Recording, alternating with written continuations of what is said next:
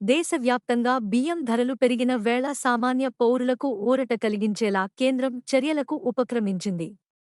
Bharat rice పేరిట kilo బియ్యం రూ. 29కే విక్రయించనుంది. వచ్చే వారం నుంచి భారత్ రైస్ ఆఫ్లైన్, ఆన్లైన్ స్టోర్లలో అందుబాటులోకి వస్తుందని కేంద్రం ప్రకటించింది. తొలిదశలో భాగంగా 5 లక్షల టన్నుల బియ్యాన్ని భారత్ రైస్ కోసం కేటాయించింది.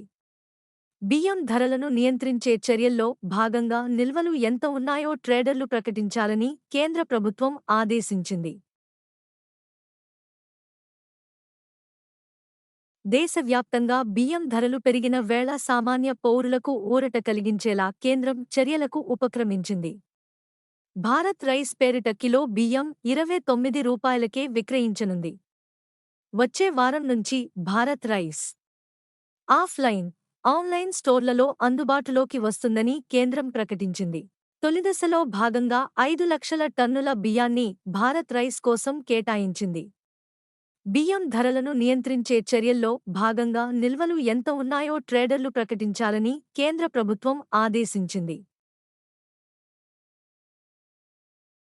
దేశవ్యాప్తంగా బియ్యం ధరలు పెరిగిన వేళ సామాన్య పౌరులకు ఊరట కలిగించేలా కేంద్రం చర్యలకు ఉపక్రమించింది. భారత్ రైస్ పేరిట కిలో బియ్యం రూ. 29కే విక్రయించనుంది.